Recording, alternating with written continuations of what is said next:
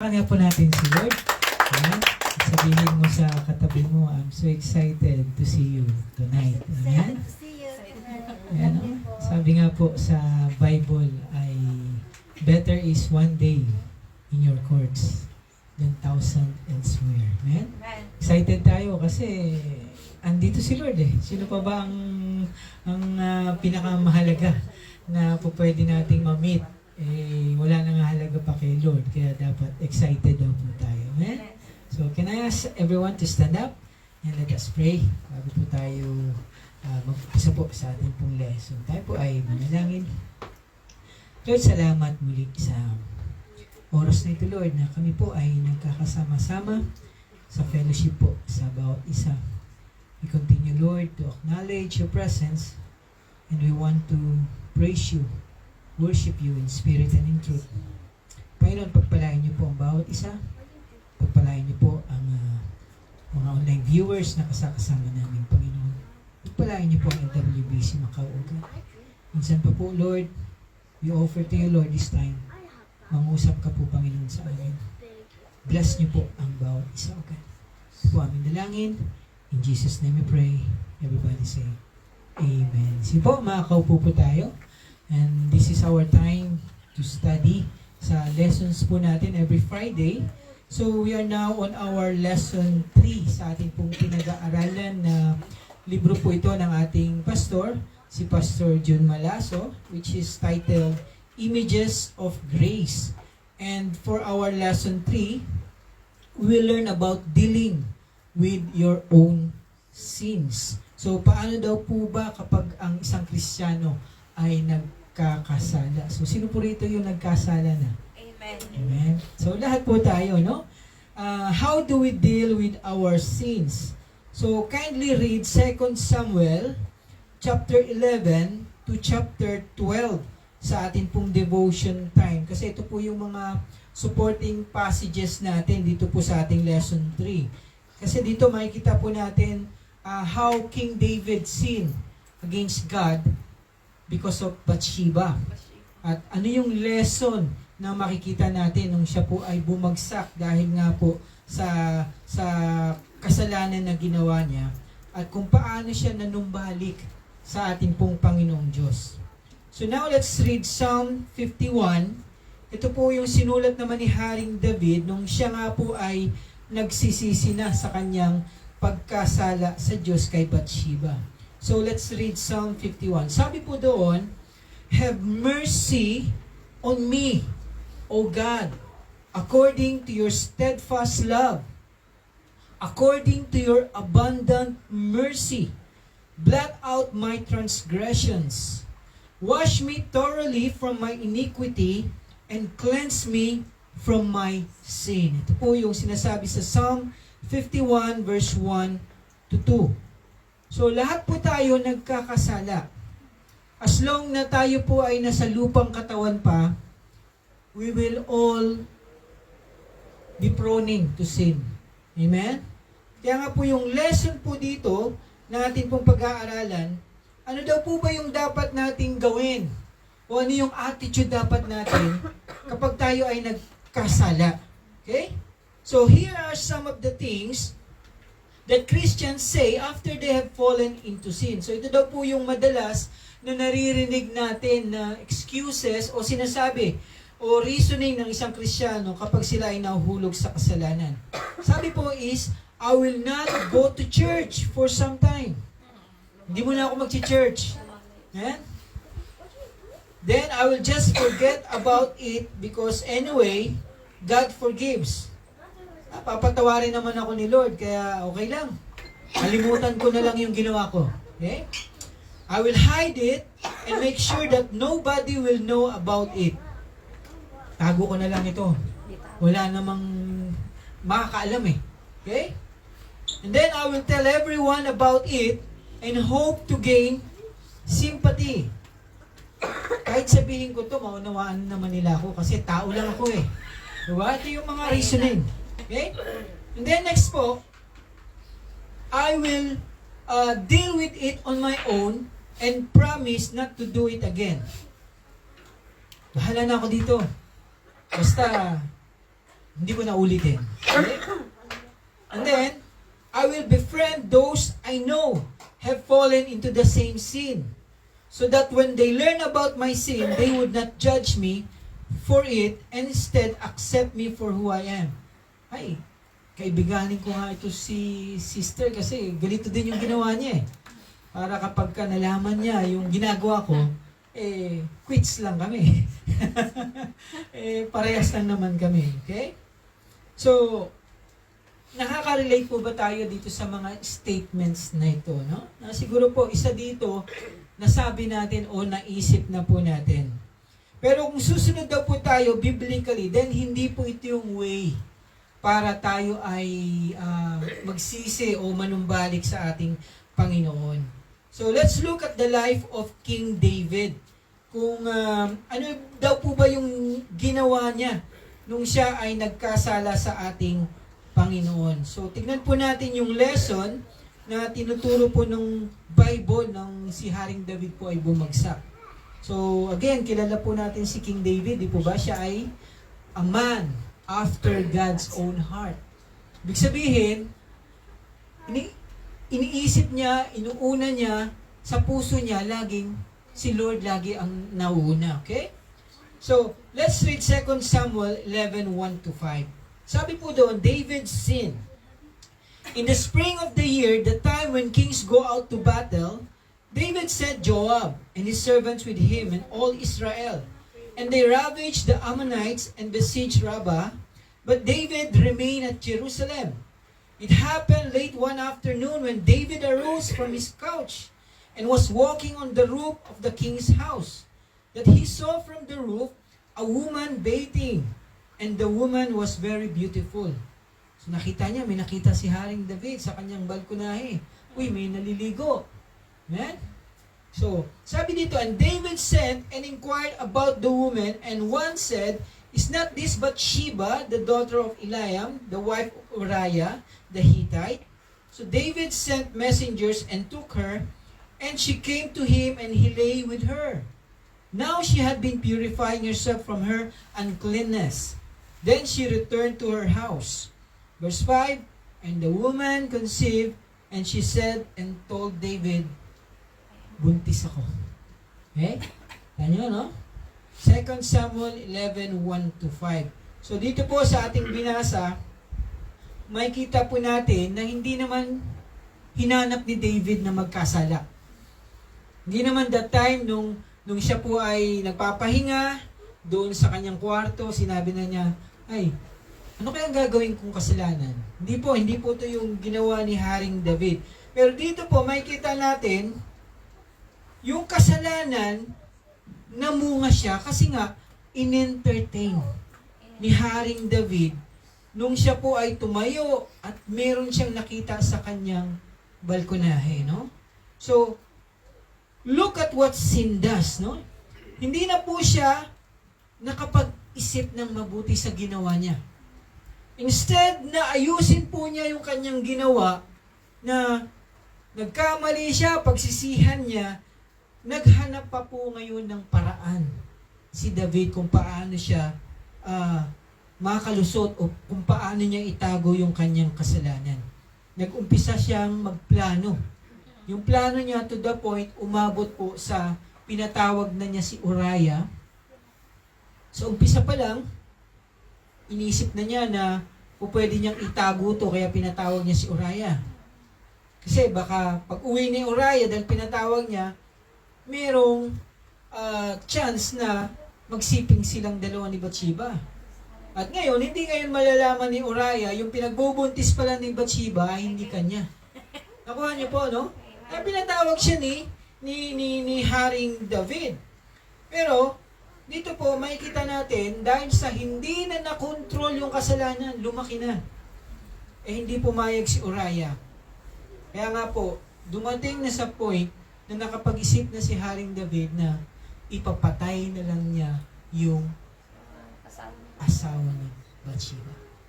Nakita niyo po, no?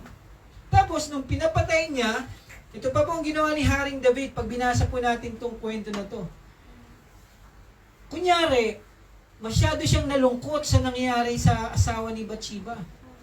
Masyado siyang nakiramay at sa pakikiramay niya ay parang sa mata ng tao naging bayani siya kasi inako niya yung anak dahil nabuntis Sabi, pakakasalan ko na lang. Okay? So nakita niyo po, no? Kaya nga po, ang lesson po dito, kailangan i-deal natin agad yung kasalanan. Huwag na daw po nating patagalin kasi kapag inaalagaan natin yung kasalanan, maraming bagay po na pwedeng mangyari at mangyayari na masama. Yung consequences daw po na yan, na sa bandang huli, marami lang po ang masasaktan. Hindi mo lang sinaktan ng Diyos, yung mga marami pa pong mahal mo sa buhay ang madadamay. Kaya nga po, ang sabi natin, di po ba lagi ay nasa huli ang pagsisisi. So, exposure, confrontation, and confession of David's sin. Sabi po sa libro, no, na dahil hindi agad dinil ni David yung kasalanan niya, lumaki ito ng lumaki hanggang sa na-corner na siya. Kaya nga po, umabot na sa pagiging mamatay tao ni Haring David. Nawala na po yung kanyang reasoning. Kaya nga, di po ba, sabi ko nga kanina, sa mata ng tao ay napakabait ng hari. Kasi, ni-rescue niya kunyari si Bathsheba Pakakasalan ko na lang ikaw kasi nabalo ka na Ngayon, hindi na malalaman ng tao yung pagbubuntis mo, hindi pala nangyayari sa kasalanan, kundi dahil sa naging mag-asawa na tayo. Nakita niyo po, no? So, hindi alam ng tao, may hidden motive po pala si David para hindi lang siya mahuli na nilapastangan po niya yung asawa ni Uriah. Kaya nga, naging manhid na po dito si David. Akala niya pwede niyang itago yung kasalanan sa Diyos. Kasi naitago na niya sa tao Pero dito po, makikita natin na ipapadala ni Lord si Prophet Nathan. Walang lihim na hindi mabubunyag po talaga. So pinadala ni Lord si Prophet Nathan para i-expose niya ngayon yung kasalanan niya. So tingnan niyo po rito, no? Nathan began with a parable. Imagine ninyo, si David, bigla niya nakita si Prophet Nathan. Siguro andun yung kaba ni David. Ako, lagot na. Ba, makatok. David, nandiyan ka ba? Diba, sumili pa siguro si David. Pagtingin niya, naku, lagot, sino ba to? Si Prophet Nathan. So, kinakabahan siguro si David. Pagbukas niya, uy, Prophet Nathan, anong gusto mo? Ba't napunta ka? Gusto mo ng kape? Inalok pa siguro ng kape. Sabi ko sa mga palakpak siya. Dalhan ng kape. Diba? Tapos, kinakabahan si David, pero nag-umpisa na magkwento si Prophet Nathan. Tapos sabi ni Prophet Nathan, there were two men in a certain city. The one rich and the other poor. So medyo siguro nawala na yung kaba ni Prophet ni Haring David. Ay, hindi naman pala ako yung pakay. Magkukwento lang pala. Kala ko ako na yung pakay ni Nathan dito. So nagkwento po si Prophet Nathan. Sabi ko nun, meron daw mayaman, marami siyang ari-ariya, marami siyang hayop, pero meron ditong isang mahirap, isa lang yung pagmamayari niya, isa lang daw pong one little lamb. Isabihin, maliit pa na tupa. Okay? Pero itong tupa na to, pinalaki niya ito katulad ng pagpapalaki niya sa kanyang anak. Halos yung isusubo niya sa sarili niya, sinusubo na niya dito sa tupa na ito, no? Sabi, it used to eat of his morsel and drink from his cup and lie in his arms, and it was like a daughter to him. Para na rin niyang anak itong tupa na ito. So, nandun na si Haring David. Very focused na siya sa istorya. Nawala na yung kaba niya. Kasi hindi naman pala para sa kanya yun no? Sa isip niya, no? Tapos sabi niya, pero merong dumating na traveler doon sa rich man. Merong bisita tong rich man na to. Tapos pagkasabi ni Prophet Nathan, ayaw niya ngayong gumamit ng sarili niyang mga ari-arian o hayop para ihanda doon sa bisita niya. Instead, ang ginamit niya ay yung pinakatatangi, pinakatatago, pinakaingat-ingatan ng mahirap na yun lang yung kanyang pagmamayari na tupa. Yun pa yung kinuha niya. Okay? So David responded to the parable with anger. Nagalit ngayon si David. Pambihira. Sino yung tao na yan? Bakit niya ganyan ang ginawa niya? Hindi na ba siya naawa doon sa mahirap na yon? Sino yan? Sabihin mo sa akin kung sino yan. At ako yung makikipagtuos o makikipaglaban. Tapos sabi po ni Prophet Nathan, thus Nathan said to David, ikaw yun. You are the man. Nakita niyo po, no? So parang binuhusan ng malamig yung kape na inihanda niyan. Malamig na siguro. Hindi naman ininom ni Prophet Nathan, kaya parang binuhos sa kanya yung malamig na kape. Natauhan ngayon si David. Tapos sabi sa kanya, I will raise up evil against you out of your own house. I will take your wives before your eyes and give them to your neighbor. Ito yung mga consequences, yung mga parusa. And he shall lie with your wives in the sight of the sun. For you did it secretly, but I will do this thing before all Israel and before the sun. Yung mga tinago mo, may mangyayari sa iyo lahat yan, babalik sa iyo, pero ma-expose. Mangyayari sa mga asawa mo ngayon yan. Kita niyo po, no? I will do this thing before all Israel and before the sun. So, nung narinig po ni Haring David lahat na yun, sabing ganun, David immediately admitted his guilt and God immediately forgave him. Nasabi po ni David kay Nathan, I have sinned against the Lord. And Nathan said to David, the Lord also has put away your sin, you shall not die. Dito po nakita natin na nung nahuli na po si Haring David, nung na-expose na po siya po ay nagsisi. Okay? Pinakatago-tago niya ito. Ang tagal na po niya nang tinatago. Siguro po ilang buwan na to. Simula nung namatay si Uriah. But then, nung in-expose po siya ni Prophet Nathan, he immediately admitted his guilt. Kaya nga po, makikita po natin dito na kapag dumating na tayo sa point na totoo na nagsisisi tayo, na talagang totoo na nakita na natin yung bigat ng kasalanan natin, na-realize na natin yung ginawa nating kasalanan, at kung sinuko mo na ito sa Diyos, sabi po dito, ang Diyos po, hindi niya patitigasin yung kanyang puso. Tayo lang ang matigas. Tayo lang po yung kapag andun yung pride natin. Andun yung stubbornness natin. Pero kapag si Lord po, no, kapag lumapit daw po tayo sa Kanya na mayroong sincere heart, sabi nga po sa Bible, a broken spirit and a contrite heart, you will not despise. Hindi po tayo itataboy ng ating Panginoon. Pag tayo lumalapit daw po, gusto natin magpaayos, sabi po dito sa passage, He will restore us. He will immediately restore us. God will forgive us. Kaya nga po kapag binasa natin to, minsan may isip mo, gano'n na lang ba kadali na magpatawad ng Panginoon? Yes. Kapag nakita niya na ikaw ay totoong nagsisisi. Kasi hindi naman natin po pwedeng lokohin ng Diyos eh. Diba? Hindi naman natin po pwedeng sabihin na, ay, lalapit ako kay Lord, asa ko ng forgiveness. Pero at the back of our mind, sasabihin natin, iniisip mo na agad na gagawin mo ulit ito. Magpapakitang tao ka lang. Hindi po natin pwedeng lokohin ng Panginoon na kapag tayo po ay hindi sincere, ay hindi rin naman po tayo patatawarin ng Panginoon. Kasi mahalaga sa Panginoon yung kondisyon ng ating paglapit, ng ating pong puso. Kaya nga po, tingnan po natin yung ginawa ni David. Ano po ba yung ginawa niya nung siya po ay nagkasala? Una, he prayed for God's mercy and grace.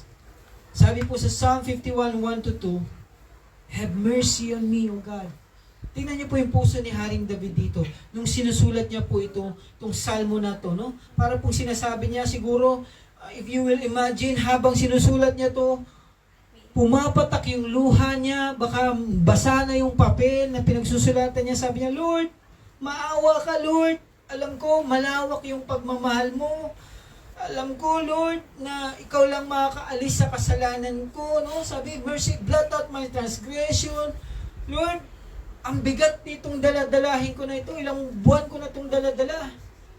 Ang bigat na, Lord, ayaw ko na po nito. Gusto ko na po magpalinis. Gusto ko na po matahimik. No, nakita po ba natin dito yung pagsusumamo ni Haring David? So, ganito daw po dapat tayo. When we go to God, we need to plead for God's mercy and grace. And then number 2, we need to plead guilty. Kasi most of us, kapag na-expose yung kasalanan natin, we will find excuses. Diba? Pero dito si David plead guilty. Sabi niya, I know my transgression.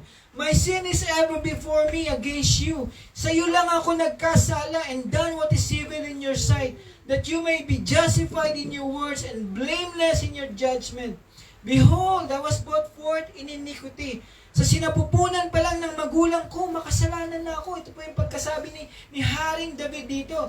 Kaya nga po dito makikita natin yung tatlong words na ginamit ni David para express niya yung pagsisisi niya. Ano po yung 3 words na yun, no?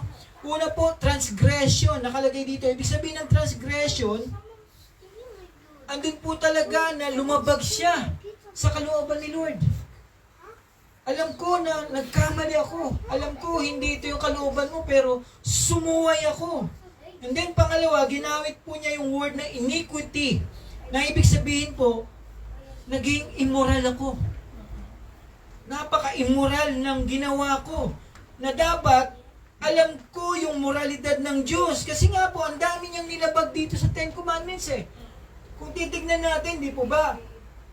Thou shalt not steal, thou shalt not covet thy neighbor's wife. Di po ba? Ano pa po? Ang dami pa po ditong makikita. Tapos yung pangatlo nga po na word na ginamit niya para ma-express yung guilt, ay yung word na sin. Ibig sabihin ng sin, hindi mo naabot yung pinaka-standard na gusto ng Diyos. You miss the mark. Ito po yung ibig sabihin ng kasalanan. We miss the mark. Sabi nga po ni John MacArthur, true confession of sin is not just admitting that you did something wrong. Hindi mo lang siya in-admit daw. But acknowledging that your sin, dapat ina-acknowledge mo rin na yung kasalanan mo was against God. Kinalaban mo ang Diyos in defiance of Him personally. Kaya nga po, we need to have this pleading of guiltness. Okay? So next po, na kailangan po natin gawin, if we want to deal with our sins, magpa-restore tayo kay Lord na makabalik tayo sa church. Maalis yung guilt natin. Ibig sabihin, magkaroon ka ng lakas na manumbalik sa church. So number 3, plead for your restoration to corporate worship. Kasi po yung iba po talaga mahirap gawin sa kanila ito. Kadalasan po, kapag tayo po ay nag-struggle sa kasalanan, instead na bumalik tayo sa sarili nating church, ang mga ginagawa po ng iba, umaalis na lang sa church na inilagay sila ni Lord doon. Lumilipat na sila ng ibang church.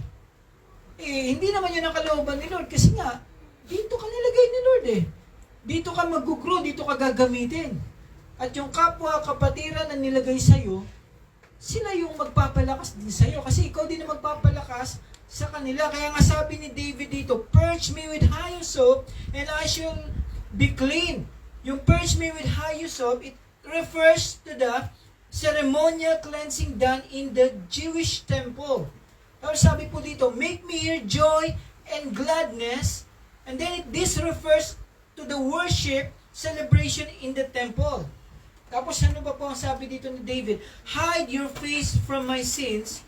So it now refers to the worshipers' acceptance in God's holy presence after the sin offering has been made. Kaya nga, picture po ito ng panunumbalik natin sa church. Kapag ikaw ay nagkasala, huwag kayong mahihiyang bumalik sa sarili niyong church na pinanggalingan. Ay, tatanggapin pa kaya ako nila? Then you pray for God, Lord, restore niyo po ako. Okay? Kasi hindi naman po tayo yung manghuhusga sa bawat isa eh. Kasi alam natin, pinapatawad tayo ng Diyos eh. Amen. Huwag kayong matakot kasi yung kasama natin sa church, hindi tayo huhusgahan yan. Tayo pa po palalakasin pa po tayo nila, okay? Di po ba, we sin against, tayo naman. Nagkakasala din naman tayo sa bawat isa. We hurt one another, we sin against one another, pero iniisip natin, God will restore us. Eh, inaayos pa rin tayo ng ating Panginoon, di po ba? Kaya nga di po ba, lagi natin sinasabi rito, kapag naglilingkod tayo dito sa church, kapag naalala mo, meron pala akong, hindi pala kami bate ni Sis Mary Jane. Bitawan ko muna ito, ang ginagawa ko, tapos makikipag-ayos muna ako sa kanya. Kasi yun po talaga ang gusto ng ating Panginoon. Kasi nga, God cares about what is in our heart Amen. than what is outside. Panlabas, nakangiti ka, pero ang loob, hindi yun ang gusto ni Lord. Okay? Nakikita ni Lord lahat. Then number 4, plead for the restoration of your faithfulness to God. Sabi po rito, create in me a clean heart, O God, and renew. I-renew mo ulit yung tamang espiritu ko within me. Cast me not away from your presence and take not your Holy Spirit from me. Kaya nga po, mahalaga po sa ating pagsisisi na makita natin na ayaw natin na manlamig tayo sa Diyos. Amen. Okay? So we have to plead for the restoration of our faithfulness to God. Na gusto po nating manumbalik ulit yung sigla natin. Kasi tandaan po natin, yan yung aalisin ng kaaway kapag tayo nagkasala, yung sigla mo sa church. Yung sigla mo sa gawain. Na dati-dati, ang init-init mo. Laman ka ng church.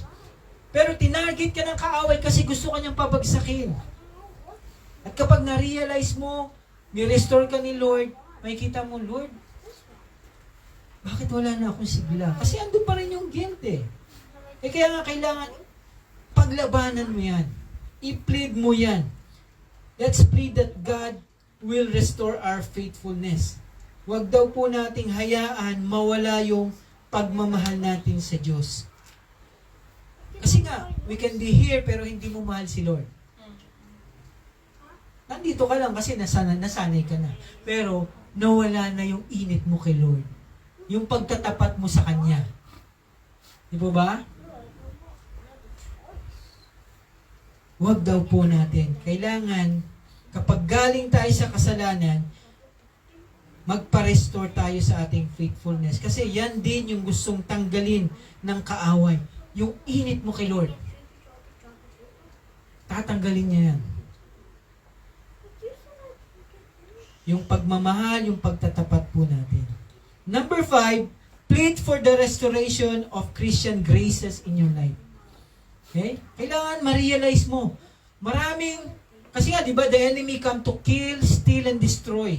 Yan ang trabaho ng kaaway eh. Again, sabi ko nga po sa inyo, target number 1 tayo lahat. Ang mga tunay na anak ng Diyos. Nakatutok sa'yo 24/7 ang kaaway. Kaya nga, kailangan po, kapag tayo po ay bumagsak, sabihin mo kay Lord, Lord, yung mga graces mo, ano po ba yung mga graces o biyaya na sinabi ni Haring David dito? Sabi po niya, mahalaga daw na ma-restore ito. Number 1, sinabi niya, the joy of salvation. Pwede kang nandito pero nawala na yung joy mo. Hello? Hindi ka na masaya na naglilingkod sa Kanya. Kaya sabi ni David, Lord, ayoko na nito. Gusto ko, andito yung joy ko. Napakahalaga sa akin yung joy, ayoko mawala. Kasi nawawala ang joy kapag sinasaktan mo si Lord. Okay? We grieve the Holy Spirit. Di po ba? Nasa iyo ang Holy Spirit eh. Kaya kapag may ginawa ka na hindi tama at ayaw ng ating Panginoon, malulungkot ang Panginoon at mawawala yung joy of your salvation. Nawawala yung saya. Next, grace na kailangan nating i-plead, the willingness to persevere.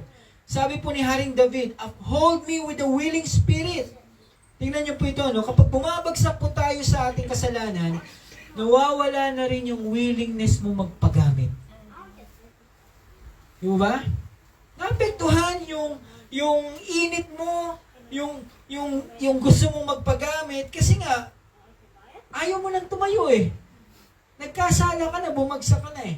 So we need to ask God to restore this in you. And then next po, yung capacity mo to witness to others. Sunod-sunod po ito. Di po ba, ang init-init mo mag-invite, mag-share, pero nung ikaw ay bumagsak sa kasalanan, nawawala na yung sigla mo mag-share. Para ka ng lantang gulay. Nakikita natin sa bawat isa. Yung ba, kita mo, very enthusiastic ka when it comes to the Lord. Pero nung nagkamali ka, nagkasala ka, biglang nawala yung sigla mo.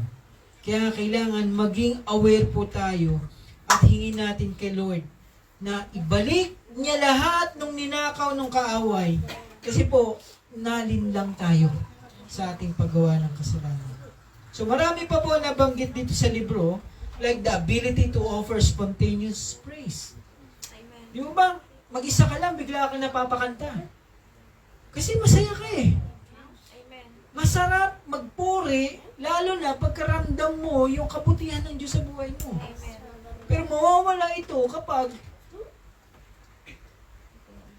sinaktan mo si Lord dahil nagkasala ka. And then we need to have the brokenness of heart. Isa po itong grace din to have a brokenness of heart. Meaning to say, wag na po nating patagalin o patigasin yung ating puso sa kasalanan. Okay? Lahat naman tayo nagkakasala eh. Pero, tingnan niyo po ito, kapag nagkakasala tayo, unang maapektuhan yung prayer life mo. Kasi ayaw mo kausapin si Lord eh. Pero the moment na kinausap mo si Lord at nagpa-deal ka sa kasalanan mo, makikita nyo, smooth na naman yung iyong pakikipag-usap. Pero, wag daw nating patagalin. Kasi masisira yung daily devotion time natin. So, humingi tayo ng patawad, humingi po tayo ng restoration. And then, last po na ipanalangin natin, sa lahat po ng nagkasala, panalangin natin yung naapektuhan natin sa ating pagkakasala. Okay? Kasi, tandaan niyo po, hindi lang ikaw yung maapektuhan kapag gumawa ka ng kasalanan. Marami ang maapektuhan, marami ang masasaktan. So, kailangan, i-plead mo rin kay Lord, Lord, i-restore mo yung naapektuhan sa ginawa kong kasalanan. So let God work on them. So number 6, plead for the restoration of God's favor to those who were affected by your sin. Do good to Zion in your good pleasure. Build up the walls of Jerusalem. Then will you delight in right sacrifices, in burnt offerings, and whole burnt offerings. Then bulls will be offered on your altar. So when David sinned, the consequences affected not only his immediate family, but also the whole kingdom of Israel. Kaya nga po sa bawat pagkakasala po natin, marami po ang madadamay. Tandaan po natin ito. Marami po ang masasaktan. Kaya nga po, pray for those people. Pray po natin na kahit hindi natin control yung consequences ng kasalanan natin, ay andun pa rin po yung kamay ni Lord na gagawa sa pag-aayos, sa pag-heal, sa mga naapektuhan po dahil po sa ginawa nating kasalanan. Basta anytime po na tayo po ay ibabagsak ng kaaway, lilinlangin ng kaaway, ay wag po tayong masanay na nakalugmok sa kasalanan. Maraming Kristiyano ganito. Sabi ko nga po, you can be a Christian but you cannot be an effective Christian. Gusto ng Diyos, Kristiyano ka pero effective ka, namumunga ka. Okay? Katulad nga po ng sinabi ng nahuli na nangangalunya nang tinanong po siya ng ating Panginoon. Wala na bang umuusik sa'yo? Diba? Nagsusulat ang ating Panginoon. Tapos sabi ng babae, wala na po. O sabi ni Jesus Christ, ako din. Hindi kita uusigin. Neither do I. Pero, hindi doon nagtapos si Lord. Sabi niya, go and sin no more.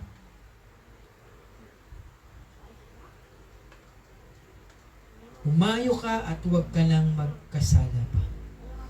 So, these are the things that we need to do when we want to plead our sin against our God. No? So, plead for God's mercy and grace. Plead guilty. Plead for your restoration to corporate worship. Plead for the restoration of your faithfulness to God. Plead for the restoration of Christian graces in your life. And plead for the restoration of blessing to those who were affected by your sin. Okay? So, ipopost po natin yung questions sa ating review and reflection. Again, sabi ko nga po sa inyo, at the end of our lesson, ay hihingin ko po sa inyo ito as an essay para at least ay makita ko po, ma-check ko po na meron kayong natutunan dito po sa natapos nating libro. No? So, our questions for lesson 3 is, before David lusted after Bathsheba, what was terribly wrong with him? Okay? Number 2, why is it important not to have our guard down when facing temptation? Number 3, where in the Bible can we find what was happening in David's heart after his sin with Bathsheba? Number 4, what did God do when David confessed his sin? Number 5, what did God tell David to do after David confessed his sin? 6, according to this chapter, how should a Christian plead to God when he falls into sin? And then 7, is there any sin in your life right now, ngayon po, no, that you need to plead to God like David did? Okay, so this is self-examination. We need to reflect dun po sa ating pinag-aaral. Amen? So that ends our lesson 3. Okay? Natapos po natin isang upuan, no? Isang lesson. Okay? Sige po, tayo po lahat ay tumayo. And let us pray. Amen. Praise God. Lord, salamat po, Lord, muli sa inyo pong gabay sa aming lahat, sa mga pag-aaral, Lord, na aming natututunan. We continue, Lord, to ask that you bless, Lord, your people, you guide your people, O God, at patuloy po kami, Panginoon, magpakalalim, Lord, sa inyo pong salita, O God. Lord, hear our prayers, especially po sa aming pong mga magulang, sa nanay po ni Sis Mary Jane, sa kanyang nanay, Panginoon, na i-restore niyo po yung full health at kalakasan at anumang sakit at karamdaman sa aming pong mga magulang, ay pagalingin niyo po sila, palakasin niyo po sila. Lord, bless, Lord, the needs of your people. Financially, ikaw po ang manguna sa buhay ng bawat isa. Supply the needs of your children, O God. Ingatan niyo po ang mga kabataan namin dito, Lord, sa kanila pong paglaki. Tulungan niyo po kami sa pagpapalaki po sa kanila. Bless, Lord, our employers.